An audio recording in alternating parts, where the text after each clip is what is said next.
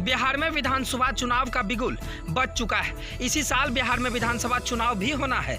इसी को लेकर जन अधिकार पार्टी के राष्ट्रीय अध्यक्ष राजेश रंजन उर्फ पप्पू यादव ने ऐलान कर दिया है। उनकी पार्टी आगामी बिहार विधानसभा चुनाव में 150 सीटों पर अकेले चुनाव लड़ने का फैसला ले लिया है। उन्होंने यह भी कहा है कि पार्टी बाकी की सीटों पर सामान्य विचारधारा वाली पार्टियों के साथ गठबंधन करेगी। पटना में आयोजित एक प्रेस कॉन्फ्रेंस में उन्होंने दावा करते हुए कहा कि बिहार की हालात पर टीवी चैनलों के लिए किए गए सर्वेक्षण के अनुसार जन अधिकार पार्टी बिहार की जनता की पहली पसंद है। जाप अध्यक्ष ने कहा कि पार्टी की कोर कमेटी के बैठक में यह निर्णय लिया गया है कि पार्टी 150 सीटों पर चुनाव लड़ेगी।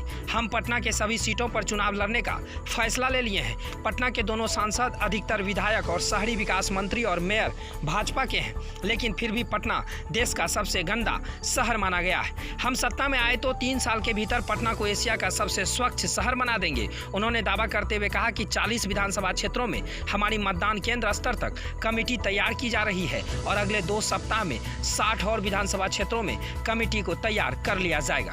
पप्पू यादव ने कहा कि जन अधिकार पार्टी अगले सप्ताह में प्रतिज्ञा पत्र भी जारी करेगी और सितंबर के अंतिम सप्ताह में उम्मीदवारों की घोषणा तक कर देगी। आगे उन्होंने कहा कि हमारी पार्टी 80 टिकट युवाओं और 30 टिकट महिलाओं को देगी। उन्होंने यह भी साफ कर दिया है कि उनकी पार्टी किसी भी अपराधी तत्व के लोगों को टिकट नहीं देगी। पप्पू यादव ने जेईई और नीट परीक्षा पर विपक्षी पार्टियों पर भी सवाल खड़ा कर दिया है। इस दौरान पार्टी के राष्ट्रीय कार्यकारी अध्यक्ष अखलाक अहमद, राष्ट्रीय प्रधान महासचिव एजाज अहमद सहित कई नेता मौजूद रहेंगे। यानी साफ कर लीजिए कि पप्पू यादव ने ऐलान कर दिया है कि अब 150 सीटों पर बिहार में विधानसभा चुनाव लड़ेगी। बाकी की सीटों पर वो किसी गठबंधन से जुड़ जाने के बाद वो चुनाव लड़ सकते हैं, लेकिन 150 सीटों का कन्फर्म कर दिया है और पटना के सभी क्षेत्रों के जितने भी विधानसभा क्षेत्र हैं वहां से जन अधिकार पार्टी की विशेष कार्यकर्ता और विशेष नेता खड़े होंगे। इसी वजह से जन अधिकार पार्टी का साफ ऐलान हो गया है कि अगले सप्ताह तक में हम पार्टी की सभी नेताओं की भी लिस्ट जारी कर दिया जाएगा और जो प्रतिज्ञा पत्र है